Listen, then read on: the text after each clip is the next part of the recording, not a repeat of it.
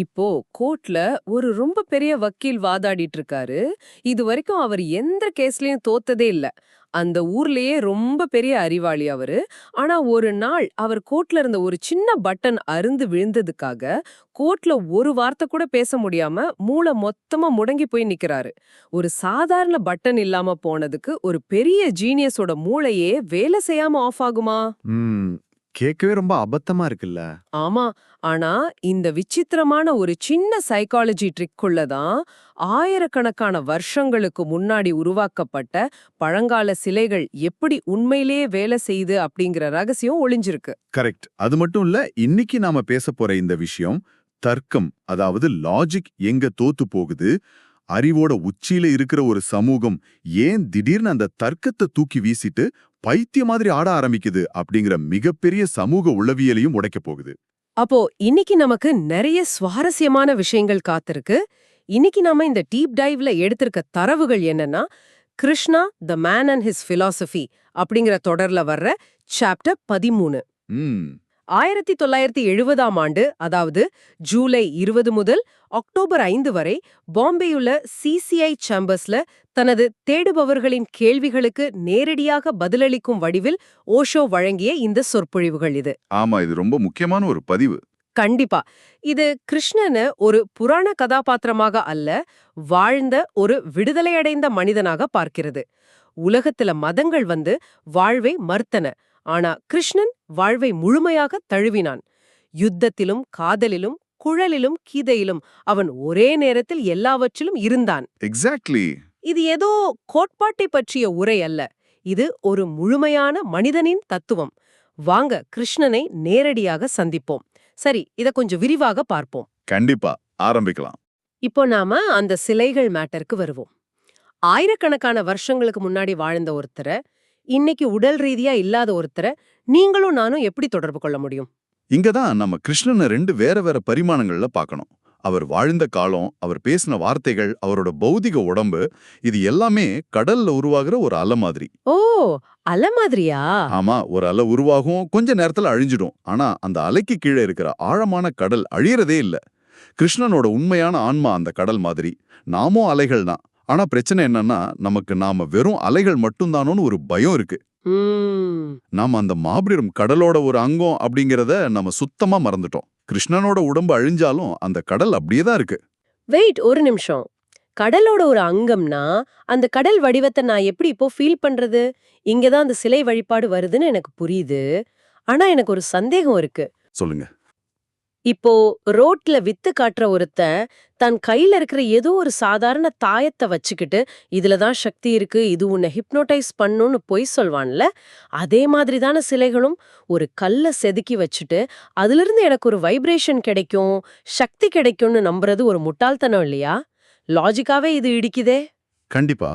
மேலோட்டமா ஒரு தர்க்க ரீதியான மனசோட பார்த்தா அது முட்டாள்தனமா தான் தெரியும். ஆனா சிலைகளை அவங்க ஆரம்பத்துல சும்மா சாமி கும்பிடுறதுக்காக மட்டும் உருவாக்கல. அதுக்கு பின்னாடி ஒரு எசோட்டெரிக் சயின்ஸ், அதாவது ஒரு மறைஞான அறிவியல் இருக்கு. மறைஞான அறிவியலா? ஆமா. புத்தர், மகாவீரர், கிருஷ்ணன் மாதிரியான விழிப்படைந்த மனிதர்கள் தங்களோட உடம்பை விட்டுட்டு போறதுக்கு முன்னாடி தங்களோட சீடர்களுக்கு ஒரு நுட்பமான உளவியல் தொழில்நுட்பத்தை கொடுத்துட்டு போனாங்க. ஆன்மீகத்துல டெக்னாலஜியா? ஒரு கல் எப்படிங்க டெக்னாலஜியா வேலை செய்யும்? இதை புரிஞ்சுக்க நவீன உளவியல்ல போஸ்ட் ஹிப்னாட்டிக் சஜஷன் அப்படின்னு ஒரு விஷயம் இருக்கு. அதை எடுத்துக்கலாம். ஒரு குரு தன்னோட சீடனை ரொம்ப ஆழமான தியான நிலைக்கு கொண்டு போய் அவனோட ஆழ் மனசுல ஒரு குறிப்பிட்ட வார்த்தையோ அல்லது ஒரு சிலையோட வடிவத்தையோ ஒரு விதை மாதிரி விதைச்சிடுவார். ஓஹோ, அதாவது சீடனோட அன்கான்ஷியஸ் மைண்ட்ல. ஆமா. அதுக்கப்புறம் அந்த சீடன் எந்த காலத்துல எப்போ அந்த சிலையை பார்த்தாலும் அல்லது அந்த மந்திரத்தை சொன்னாலும் அவனோட மூளை ஆட்டோமேட்டிக்கா அந்த பழைய ஆழமான தியான நிலைக்கு போயிடும். இப்போ நீங்க சொன்னீங்களே வித்தைக்காரனோட தாயத்து. ஆமா, அந்த தாயத்துல ஒண்ணும் இல்ல. எக்ஸாக்ட்லி. அந்த தாயத்துல எந்த சக்தியும் கிடையாது. சக்தி எங்க இருக்குன்னா வித்தைக்காரன் பண்ணுனா அந்த ஹிப்னாட்டிசம்ல தான் இருக்கு. அதே மாதிரி கல்லுலயோ உலோகத்திலயோ செஞ்ச சிலைகள்ல எந்த சக்தியும் இல்ல. அந்த சீடனோட ஆழ் மனசுல விதைக்கப்பட்ட அந்த தியானத்துல தான் முழு சக்தியும் இருக்கு. சிலை அப்படிங்கிறது அதை ட்ரிகர் பண்ற ஒரு கருவி, அவ்வளவுதான். வாவ்! அப்போ நாம ஊரெல்லாம் ராமா ராமானோ, கிருஷ்ணா கிருஷ்ணானோ எந்த ஒரு புரிதலும் இல்லாம திரும்ப திரும்ப சொல்லிக்கிட்டு இருக்கிற மந்திரங்கள் சும்மா வெறும் சத்தம் தானா? அதுக்கு எந்த பவரும் கிடையாதா? எந்த பவரும் கிடையாது. வெறும் வார்த்தைகளை நம்மளே திரும்ப திரும்ப சொல்றதுனால எந்த பிரயோஜனமும் இல்ல. ஒரு வார்த்தை வேலை செய்யணும்னா அது ஒரு விதைச் சொல்லா இருக்கணும். அதாவது பீஜ் ஷப்தா. பீஜ் ஷப்தா. ஒரு குரு உங்க ஆழ் மனசுல அதை விதைக்கிறப்ப அது ஒரு விதை மாதிரி இருட்டுல அமைதியா பல காலம் வளர்ந்து அப்புறம்தான் ஒரு மரமா மாறும். நீங்க ஓப்பனிங்ல ஒரு வக்கீலோட கதை சொன்னீங்களே, அது இதுக்கு ஒரு பெர்ஃபெக்ட்டான உதாரணம். ஆமா, அந்த டாக்டர் ஹாரி சிங் கவுட் கதை. ஆமா, லண்டன்ல வாழ்ந்த அந்த புகழ்பெற்ற வழக்கறிஞரோட கதை தான். அதான் அந்த கதையை நான் முழுசா சொல்றேன் கேளுங்க. அவர் லண்டன் கோர்ட்ல ரொம்ப சிக்கலான சட்டங்கள் பத்தி வாதாடும்போது அவரை அறியாமலே அவரோட கை அவரோட கோட்ல இருக்கிற ஒரு குறிப்பிட்ட மேல் பட்டனை பிடிச்சு திருகிக்கிட்டே இருக்கும். ம்.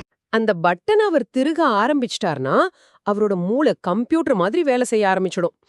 ஒரு கட்டத்துல இத கவனிச்ச எதிர்க்கட்சி வக்கீல் ஒரு டிரைவருக்கு லஞ்சம் கொடுத்து அந்த கோட் பட்டனை அறுத்தெடுத்துட்டாரு.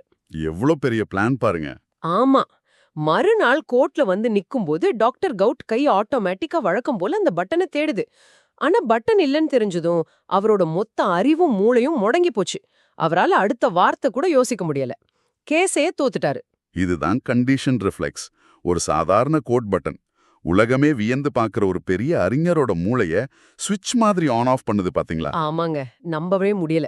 இப்போ நீங்க யோசிச்சு பாருங்க, ஏதோ ஒரு பழக்கமே மூளையை இவ்ளோ கண்ட்ரோல் பண்ணும்னா முழு விழிப்புணர்வோட ஒரு குரு நம்ம ஆழ்மனசுல விதைக்கிற ஒரு விதைச்சொல் எவ்வளோ பெரிய மாற்றத்தை உருவாக்கும். அந்த பட்டன் எப்படி டாக்டர் கவுட்டுக்கு ஒரு ட்ரிகரா வேலை செஞ்சதோ அதே மாதிரி தான் சிலைகளும் மந்திரங்களும் வேலை செய்யுது. அது நம்மள அந்த கடலோட மையத்துக்கு கொண்டு போற ஒரு கருவி மட்டும்தான். ஓகே, மந்திரங்களும் சிலைகளும் எப்படி ஒரு மனோதத்துவ ட்ரிகரா வேலை செய்யுதுன்னு எனக்கு ரொம்ப தெளிவா புரியுது.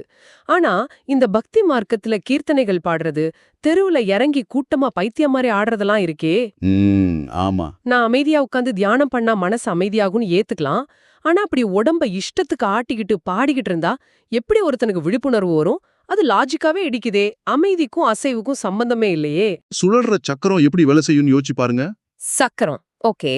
சக்கரம் ரொம்ப வேகமா சுத்துது. ஆனா அந்த சக்கரத்தோட மையத்துல ஒரு சின்ன அச்சு இருக்கும், ஆக்சில். அது அசையாம அப்படியே தான் இருக்கும். சோ நம்ம உடம்ப அந்த சக்கரம்னு வச்சுக்கிட்டா உள்ள இருக்கிற மைய புள்ளி தான் ஆன்மா இல்லையா? ஆனா இந்த மையத்தை கண்டுபிடிக்க ரெண்டு வேற வேற வழிகள் இருக்குன்னு இந்த தரவுகள் சொல்லுது. ஆமா, புத்தர் மகாவீரர் மாதிரியான ஆட்கள் என்ன பண்ணாங்கன்னா உடம்பையும் மனசையும் அப்படி அசையாம சிலையா நிப்பாட்டினாங்க. வெளியில சக்கரம் சுத்துறதை நிறுத்திட்டா உள்ள இருக்கிற அச்சு அமைதியா இருக்கிறத நம்ம உணரலாம் அப்படிங்கறது அவங்க வழி. ஓ, அவங்க அமைதியின் மூலமா அந்த மையத்தை அடைஞ்சாங்க. ஆனா கிருஷ்ணன் அப்புறம் சைத்தன்ய மகாபிரபு மாதிரியான ஆட்கள் தேர்ந்தெடுத்த வழி நேர் எதிரானது. அவங்க வேகமான அசைவு மூலமா அந்த அமைதியை தேடினாங்க. ஒரு நிமிஷம், வேகமா அசைஞ்சா எப்படி அமைதி கிடைக்கும்? வெளியில உடம்பு ஆடிட்டு இருந்தா உள்ள எப்படி அமைதி வரும்? ஒரு சக்கரம் ரொம்ப மெதுவா சுத்தும்போது உள்ள இருக்கிற அச்சு நமக்கு சரியா தெரியாது. ரெண்டுமே ஒன்னு சேர்ந்து சுத்துற மாதிரி தான் தோணும். ஆனா அந்த சக்கரம் அதோட உச்சகட்ட வேகத்துல அதிவேகமா சுழலும் போது அதோட மையத்துல இருக்கிற அச்சு எவ்வளவு துளியும் அசையாம பெர்ஃபெக்ட்டா நிசப்தமா இருக்குங்கிறத நம்ம ரொம்ப தெளிவா பார்க்க முடியும். ஓ, ஒருத்தன் தன்னை முழுசா மறந்து எந்த கட்டுப்பாடும் இல்லாம உச்சகட்டத்துல நடனமாடும்போது என்ன நடக்கும் தெரியுமா? அவனோட உடம்பு ஒரு கட்டத்துல முழுசா களைத்து போய் சுழன்றுகிட்டு இருக்கும். ஆனா அவனுக்குள்ள ஒரு ஆழமான அமைதி உருவாகும். அவன் அந்த உடம்பா இல்லாம அந்த நடனத்தை வெளியிலிருந்து வேடிக்கை பார்க்கிற ஒரு சாட்சியா மாறிடுவான். விட்னஸ். வாவ். உடம்பு ஆடிக்கிட்டு இருக்கும், ஆனா உள்ள எந்த சலனமும் இருக்காது. இதுதான் கீர்த்தனையோட உண்மையான நோக்கம். அந்த நடனத்தோட உச்சத்துல நான் ஆடுறேன் அப்படிங்கிற ஈகோ அழிஞ்சு நான் வெறும் சாட்சி மட்டும்தானே உணர்ற புள்ளி கேட்கவே ரொம்ப பிரமிப்பா இருக்கு. ஆனா இத ரோட்ல போற ஒரு சாதாரண மனுஷன் பார்த்தா என்னடா உங்க பைத்தியம் மாதிரி ஆடிக்கிட்டு இருக்காங்கன்னு தானே தோணும். சாதாரண ஆட்களுக்கு அப்படிதான் தோணும். குறிப்பா உங்கள மாதிரி எதையும் லாஜிக்கா தர்க்க ரீதியா யோசிக்கிற ஆட்களுக்கு இது சுத்த முட்டாள்தனமா தானே தெரியும். தர்க்கத்தோட வெளிச்சத்துல இருந்து பார்த்தா எல்லாமே முட்டாள்தனமா தான் தெரியும். ஆனா தர்க்கத்தோட உச்சியில போய் நின்ன ஒருத்தருக்கு மட்டும்தான் தர்க்கம் எவ்வளவு வீணான ஒரு விஷயம்னு புரியும். வங்காளத்துல வாழ்ந்த சைத்தன்ய மகாபிரபுவோட வாழ்க்கையில இதுதான் நடந்துச்சு. அவர் ஏதோ படிப்பறிவில்லாத ஒரு சாதாரண பக்திமான் கிடையாது. ஆமா, அவர் பெரிய ஸ்காலர் ஆச்சே. ஆஹா, ஆமா, நவ்ய நியாயா அப்படிங்கிற இந்திய தர்க்கவியலோட பிலாசபியோட உச்சியில இருந்தவர். அவர் வாழ்ந்த நவத்வீப் அப்படிங்கிற நகரமே இந்தியால லாஜிக்கோட தலைநகரமா இருந்திருக்கு. விவாதங்கள்ல அவரை ஜெயிக்கவே முடியாதுன்னு தரவுகள் சொல்லுது. அவ்ளோ பெரிய லாஜிக் ஜீனியஸ் ஏன் திடீர்னு ஒரு நாள் தன்னோட புத்தகங்கள் எல்லாத்தையும் தூக்கி வீசிட்டு தெருவுல பைத்தியம் மாதிரி ஆட ஆரம்பிச்சாரு? மூளை குழம்பிடுச்சான்னு கூட பல பேர் கேட்டிருப்பாங்க. ஏன்னா உலகத்துல இருக்கிற எல்லா விஷயத்தையும் தர்க்கம் பண்ணி பார்த்துட்டாரு. விவாதத்துல எல்லாரையும் ஜெயிச்சிட்டாரு. எல்லாமே புரிஞ்சிருச்சு. ஆனா வாழ்க்கையோட உண்மையான அனுபவம் அவருக்கு கிடைக்கல. தர்க்கம் முடிவடைகிற இடத்துல இருந்து தான் வாழ்க்கையே தொடங்குதுன்னு அவர் ரியலைஸ் பண்ணிட்டாரு. அதை விளக்கறதுக்கு அவர் அசிந்தியா பேதாபேதவாத் அப்படிங்கிற ஒரு தத்துவத்தை சொன்னாரு. அதென்ன அசிந்தியா பேதாபேதவாத்? எனக்கு கொஞ்சம் லாஜிக்கலாவே விளக்குங்களே. இதை நாம மறுபடியும் அந்த அலை கடல் உதாரணத்துல இருந்தே பார்க்கலாம். ஒரு அலைக்கும் கடலுக்கும் என்ன வித்தியாசம்? அலையோட ஷேப்பு வேற, கடலோட ஷேப்பு வேற. சோ ரெண்டும் வேற வேற. ஆனா ரெண்டுமே தண்ணி தானே? ஆமா, தண்ணி தான். அப்போ ரெண்டும் ஒன்னு தானே? அலையும் கடலும் ஒன்னாவும் இருக்கு, அதே சமயம் வேற வேறையாவும் இருக்கு. இந்த ரெண்டு முரண்பாடான ஸ்டேட்மெண்ட்டையும் ஒரே நேரத்துல லாஜிக்கலா உங்களால ஏத்துக்க முடியுமா? கண்டிப்பா முடியாதுங்க. லாஜிக் படி பார்த்தா ஒன்னு அலை கடலா இருக்கணும், இல்ல வேற வேறையா இருக்கணும். ரெண்டாவும் எப்படி இருக்க முடியும்? என்னோட மூளை இத ப்ராசஸ் பண்ண மறுக்குது. அதுதான் விஷயமே. மனசாலும் தர்க்கத்தாலும் இத புரிஞ்சிக்கவே முடியாது. லாஜிக் அங்க ஃபெயில் ஆயிடுது. அதனால தான் இத அசிந்தியானா அவர் சொல்றாரு. அசிந்தியானா சிந்தனைக்கு அப்பாற்பட்டது. இத நான் எனக்கு புரியுற மாதிரி எப்படி பார்க்கறேன்னா, இப்போ ஒரு யூனிவர்சிட்டியில தத்துவ ப்ரொஃபசர் ஒருத்தர் இருக்காரு. அவர் காதல்னா என்ன, அதோட கெமிஸ்ட்ரி என்ன, சைக்காலஜி என்னன்னு ஆயிரக்கணக்கான ரிசர்ச் பேப்பர் படிச்சிருக்காரு. ம் இன்னொரு பக்கம் ஸ்கூல் பக்கமே போகாத, ஆனா ஒரு பொண்ண உருகி உருகி காதலிக்கிற ஒரு சாதாரண பையன் இருக்கான். அந்த ப்ரொஃபசரால காதல்னா என்னன்னு மணிக்கணக்கா லாஜிக்கலா கிளாஸ் எடுக்க முடியும். ஆனா அவர் ஒரு நாளும் அந்த காதலை ஃபீல் பண்ணதே இல்ல. கரெக்ட். ஏன்னா காதல்ங்கிறது சிலபஸ் கிடையாது, அது ஒரு அனுபவம். அனுபவம் எப்பவுமே சிந்தனைக்கு அப்பாற்பட்டது தானே. சைத்தன்யருக்கு அந்த ப்ரொஃபஸரா இருந்து போர் அடிச்சிடுச்சு. படிச்சது போதும்னு புக்க மூடி வச்சுட்டு களத்துல இறங்கி ஆட ஆரம்பிச்சிட்டாரு. இதை விட சிறப்பா இது சொல்ல முடியாது. சிந்தனை எப்பவுமே அனுபவத்தை ஃபாலோ பண்ணி தான் வருமே தவிர சிந்தனையால எந்த அனுபவத்தையும் புதுசா உருவாக்கிட முடியாது. சைத்தன்யர் எப்பவுமே லாஜிக்னு சுத்திட்டு இருந்து கடைசியில ஒரு வெற்றிடத்தை உணர்ந்தார் இல்லையா? ஓஷோ என்ன சொல்றாருன்னா, இதே நிலைமை தான் இன்னைக்கு ஒட்டுமொத்த மேற்கத்திய நாடுகளுக்கும், அதாவது வெஸ்டுக்கும் நடந்துகிட்டு இருக்கு. ஓ, அதாவது சாக்ரட்டிஸ் காலத்துல இருந்து பர்ட்ராண்ட் ரசல் வரைக்கும் கடந்த 2000 வருஷமா மேற்கத்திய உலகம் தர்க்கத்தையும் அறிவையும் மட்டுமே பயணிச்சிருக்கு. ஆமா, லாஜிக் அவங்களுக்கு சயின்ஸ், டெக்னாலஜி, பணம், இண்டஸ்ட்ரின்னு எல்லாத்தையும் கொடுத்துருச்சு. ஆனா கடைசியில அவங்களுக்குள்ள ஒரு பெரிய எமோஷனல் வெற்றிடம், ஒரு வறட்சி வந்துடுச்சு இல்லையா? அதத்தான் லாஜிக் ஃபெட்டிக்னு சொல்றாங்களா? ஆமா, அதேதான். தர்க்கம் அவங்களுக்கு எல்லா உலகாயுத வசதிகளும் கொடுத்துருச்சு. ஆனா உள்ளுக்குள்ள அவங்க செத்து போயிட்டாங்க. அந்த பகுத்தறிவு அவங்களுக்கு நிம்மதியை தரல. அதனாலதான் அந்த சிந்தனைக்கு அப்பாற்பட்ட அசிந்தியாவை தேடி அவங்க ஓட ஆரம்பிச்சிட்டாங்க. இன்னைக்கு மேற்கத்திய நாடுகள்ல ஆயிரக்கணக்கான மக்கள் தெருக்கல்ல இறங்கி ஹரே கிருஷ்ணான்னு பாடி ஆடுறதுக்கு காரணமே அந்த தர்க்கத்தோட சோர்வுல இருந்து தப்பிக்கதான். அது அவங்கள கிருஷ்ணனை நோக்கியும் அவரோட நடனத்தை நோக்கியும் ஈர்க்குது. சொல்றத புரியுது. ஆனா இந்த இடத்துல இதை கேட்கிற நீங்க ஒரு விஷயத்த புரிஞ்சுக்கணும். இது ஏதோ கிருஷ்ண பக்தி மேல இருக்கிற திடீர் ஈடுபாடுன்னு மட்டும் சொல்லிட முடியாது. இது ஒரு சோஷியல் சைக்காலஜியோட வெளிப்பாடு. கண்டிப்பா. அதாவது ஒரு சமூகம் முழுமையா லாஜிக்க நம்பி ஏமாந்த பிறகு எப்படி தன்னோட பழைய இயல்புக்கு எதிர்த்து செயல இர்ரேஷனலான விஷயங்களை நோக்கி பயணிக்குது அப்படிங்கறத நம்ம பார்க்கணும். ஏன்னா இதுல எந்த மதத்தையும் உயர்த்தி பேசுறதோ தாழ்த்தி பேசுறதோ நம்ம நோக்கம் கிடையாது. இது ஒரு சோஷியல் பேட்டர்ன். 100% உண்மை. இதை இன்னும் தெளிவா புரிஞ்சுக்க சிலுவைக்கும் புல்லாங்குழலுக்கும் உள்ள முரண்பாட்டை நாம பார்க்கணும். இயேசுவோட சிலுவை எதை குறிக்குது? அது ஒரு வலிய, தியாகத்தை குறிக்குது. ரொம்ப வறுமையில, நோயில, பசியில வாழ்ற ஒரு சமூகத்துக்கு சிலுவையில் அறையப்பட்ட இயேசு ஒரு பெரிய ஆறுதல். ஆமா. ஏன்னா நம்மள மாதிரியே இவரும் கஷ்டப்படுறார், நம்ம வலிய அவர் புரிஞ்சுக்குவாருன்னு மக்கள் நம்புறாங்க. இன்னைக்கு இந்தியா மாதிரியான நாடுகள்ல வறுமை இருக்கிறதால சிலுவை இங்க ரொம்ப ஈஸியா மக்களை கவர்ந்தெழுக்குது. ஆனா எந்த பசியும் வறுமையும் இல்லாத எல்லா சொகுசுகளும் இருக்கிற ஒரு அஃப்ளூயன்ட் சொசைட்டிக்கு, அதாவது ஒரு பணக்கார சமூகத்துக்கு சிலுவை ஒரு பெரிய ஆறுதலை தராது. ஏன்னா அவங்களுக்கு தியாகமோ வறுமையின் வலியோ தேவைப்படல. அவங்களுக்கு தேவை வாழ்க்கை மேல ஒரு கொண்டாட்டம். அங்கதான் கிருஷ்ணரோட புல்லாங்குழல் உள்ள வருது. ஆமா, தரவுகள்ல சொல்லப்படுற மாதிரி கிருஷ்ணன் வாழ்ந்த காலகட்டம் ரொம்ப செழிப்பான காலம். அதனாலதான் அவரால பாலும் வெண்ணையும் சாப்பிட்டுக்கிட்டு காதலிச்சுக்கிட்டு எந்த கவலையும் இல்லாம புல்லாங்குழல் வாசிக்க முடிஞ்சது. இன்னைக்கு மேற்கத்திய நாடுகளும் அந்த அளவிலான பணக்கார செழிப்பு அடைஞ்சிட்டாங்க. அதனாலதான் அவங்களுக்கு கிருஷ்ணரோட அந்த கொண்டாட்ட மனநிலை தேவைப்படுது. பணக்காரனுக்கு தியாகம் தேவைப்படாது, செலிப்ரேஷன் தான் தேவைப்படும். அது மட்டும் இல்ல, லாஜிக்க தூக்கி எரிஞ்சிட்டு அந்த கொண்டாட்டத்துக்குள்ள போக அவங்க எவ்வளவு தீவிரமா இருக்கிறாங்கங்கிறதுக்கு ஒரு சுவாரஸ்யமான வரலாற்று நிகழ்வும் பதிவாகி இருக்கு. ஆலன் கின்ஸ்பர்க் அப்படிங்கிற ரொம்ப ஃபேமஸான அமெரிக்க கவிஞர் ஒருத்தர் இருந்தார். அவர் ஒரு முறை ஒரு பெரிய ஆடியன்ஸ் முன்னாடி ரொம்ப சீரியஸா கவிதை வாசிச்சுக்கிட்டு இருக்கும்போது திடீர்னு மேடையில தன்னோட ஆடைகள் எல்லாத்தையும் முழுமையா கழட்டிட்டு நின்னார். வாட்?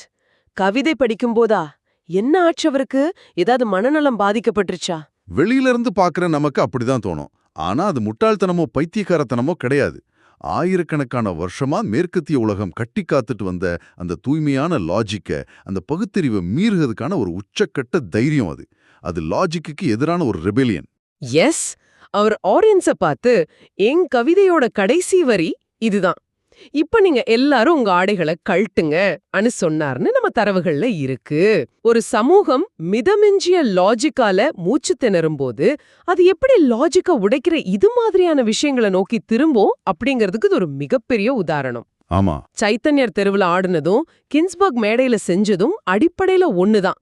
எல்லாமே அந்த லாஜிக் இல்லாத மையப்புள்ளிய நோக்கிய பயணம்தான். ஆனா தர்க்கத்தை விட்டுட்டு நடனமாடி வார்த்தைகள் எல்லாத்தையும் தூக்கி போட்டுட்டு நம்ம கடைசியா எங்க போய் சேரணும்? அந்த இடம்தான் முழுமையான மௌனம். இத புரிஞ்சுக்க ராமகிருஷ்ண பரமஹம்சரோட வாழ்க்கையில நடந்த ஒரு சம்பவம் நமக்கு ரொம்ப உதவியா இருக்கும். ஆமா, ராமகிருஷ்ண பரமஹம்சர் காளி மாதாவை உயிர் உருகி நேசிச்சவராச்சே. காளி பேரை கேட்டாலே தன்னை மறந்து சமாதி நிலைக்கு போயிடுவார்னு படிச்சிருக்கேன். அப்படிப்பட்டவர் தன்னோட ஆன்மீக பயணத்தோட உச்சகட்டத்துல தான் நேசிச்ச அந்த காளியோட உருவத்தையே விட்டுட வேண்டிய ஒரு சூழ்நிலை வந்தது. அந்த கதை எப்படி நடக்குதுன்னு கொஞ்சம் விளக்குங்களேன். ராமகிருஷ்ணருக்கு தோதாபுரி அப்படின்னு ஒரு குரு இருந்தார்.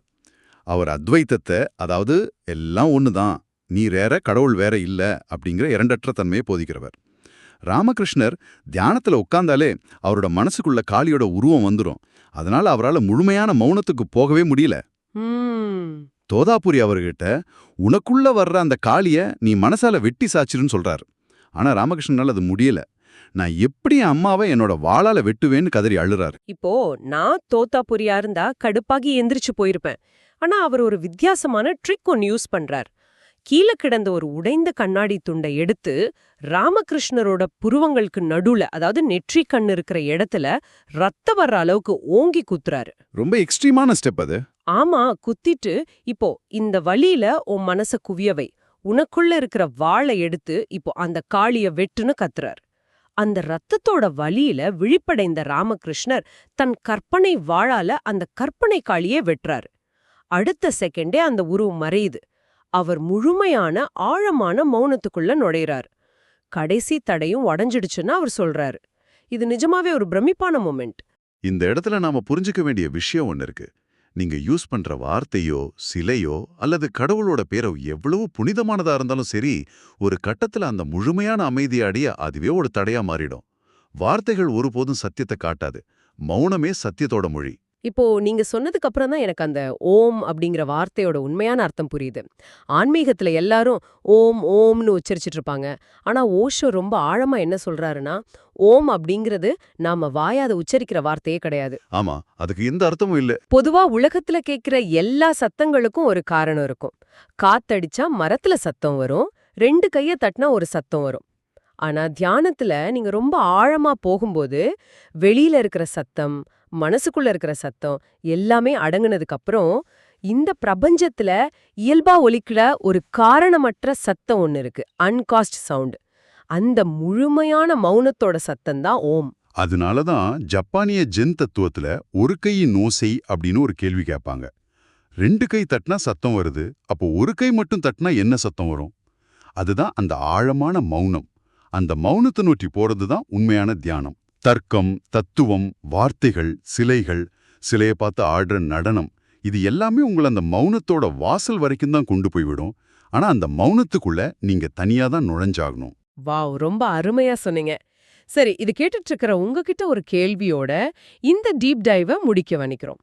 இந்த வேகமான உலகத்துல சுத்தி ஒரே சத்தமும் ஸ்ட்ரெஸ்ஸும் நிறைஞ்ச இந்த வாழ்க்கையில வேகமா சுத்துற சக்கரத்துக்கு நடுவுல அசையாம இருக்கிற அந்த அச்சு உங்களை பொறுத்த வரைக்கும் எது? உங்களை சுத்தி 1000 லாஜிக் 1000 வாதங்கள் ஓடிக்கிட்டு இருந்தாலும் நீங்க எப்பவாவது அதெல்லாம் தாண்டி உங்களுக்குள்ள இருக்கிற அந்த ஓம் அப்படிங்கிற முழுமையான மௌனத்தை ஒரு செகண்டாவது கவனிச்சிருக்கீங்களா? யோசிச்சு பாருங்க. இவ்ளோ நேரம் கேட்டதுக்கு ரொம்ப நன்றி. இந்த Tamil voice reads channel monetisation இல்லாம தான் நடக்குது. இந்த ஆடியோ புத்தகம் உங்களுக்கு பயன் தருது அப்படின்னு நினைச்சா இந்த முயற்சி தொடர்ந்து போக உங்க ஆதரவும் மிகவும் உதவும். என்னுடைய இந்த முயற்சிக்கு நன்கொடை அளிக்க விருப்பம் இருந்தா டிஸ்கிரிப்ஷன்ல கொடுக்கப்பட்டுள்ள UPI ID மூலம் வழங்கலாம். உங்களால் முடிஞ்ச அளவு போதும். சிறிய ஆதரவும் பெரிய உதவிதான். இந்த வீடியோ உங்களுக்கு பயனுள்ளதாக இருந்தால் சப்ஸ்கிரைப் பண்ணுங்க. மற்றவர்களுக்கும் பகிர்ந்து கொள்ளுங்கள். இந்த கருத்துக்கள் அவர்களுக்கும் தேவையாக இருக்கலாம். லைக் பண்ணுங்க. உங்க கருத்துக்களை கமெண்ட்ல பகிருங்க. மனப்பூர்வமான நன்றி. நன்றி.